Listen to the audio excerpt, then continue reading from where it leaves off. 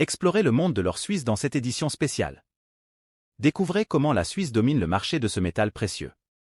De son importation aux partenaires clés, plongez dans l'économie scintillante de la Suisse. Restez avec nous pour des détails captivants. Tandis que le prix de l'or atteint des sommets, la Suisse n'est pas près d'être détrônée dans le commerce du métal précieux. Combien pèse-t-il réellement dans l'économie helvétique? D'où la Suisse importe-t-elle? Éléments de réponse en graphique. Un total de 434 milliards de dollars, c'est ce que pesait le commerce mondial de l'or en 2021. Un chiffre qui n'a cessé d'augmenter depuis le début des années 1990, selon le site spécialisé The Observatory of Economic Complexity, l'OEC. L'or constitue une forme de stabilité dans le commerce mondial. C'est ce qu'on appelle une « valeur refuge » sur laquelle les investisseurs se ruent en période de crise. Son prix a atteint un record historique le lundi 4 décembre 2023 en s'élevant à plus de 2100 $ l'once, 28,3 grammes, c'est-à-dire environ 1838 francs. Au sein de l'économie suisse, l'or tient une place de choix, puisqu'il est, en valeur, le produit le plus importé par le pays.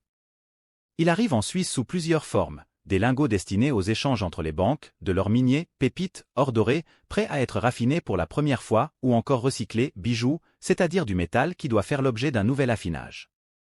La plupart des spécialistes estiment que l'or acheminé et raffiné en Suisse représente entre 60% et 70% de l'or mondial. Les chiffres sont cependant difficiles à trouver ou présentent des résultats classifiés de différentes manières. Selon les statistiques de l'ONU, le marché suisse correspondrait, en termes de valeur, à un cinquième des importations et des exportations mondiales du métal précieux.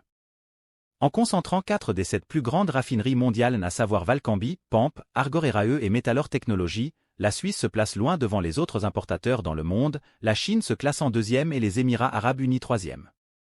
Le Royaume-Uni est le premier Européen de la liste dont la part de marché a chuté à partir de 2021. Au-delà de leur savoir-faire, cette suprématie des raffineries helvétiques s'explique notamment par une absence de TVA pour l'or et un cadre légal sommaire. Dans ses relations commerciales, la Suisse compte 2 partenaires fidèles, le Royaume-Uni et les États-Unis. Elle importe aussi beaucoup d'or en provenance d'Amérique du Sud. Mais ces données manquent de précision. De fait, les chiffres publiés par l'Office fédéral de la douane et de la sécurité des frontières, OFDF, montrent seulement par quel pays l'or a transité en dernier, soit le pays de provenance, ne révélant rien de son origine, du lieu où il a été produit. Ainsi, 2 importants partenaires commerciaux du pays, le Royaume-Uni et les Émirats arabes unis, ne produisent pas d'or. Ce qui signifie qu'ils sont des pays de transit. Or, on ignore d'où l'or a été extrait et dans quelles conditions. Ce problème est régulièrement pointé du doigt par les ONG et récemment par la Société des peuples menacés, SPM. L'ONG suisse revendiquait davantage de transparence sur l'origine de l'or afin de pouvoir garantir sa traçabilité, s'assurer qu'il ne soit pas issu de zones de conflit ou d'exploitation peu respectueuses des droits humains. Les Émirats arabes unis sont notamment désignés comme un intermédiaire problématique, le pays servant de plaque tournante pour le métal extrait en Afrique. À la suite d'une bataille judiciaire, la SPM a fini par être déboutée par le tribunal fédéral en novembre dernier.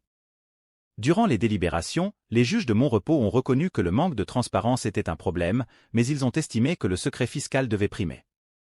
Dès lors, l'OFDF ne modifiera pas sa pratique concernant la publication des statistiques et l'origine véritable de l'or restera mystérieuse.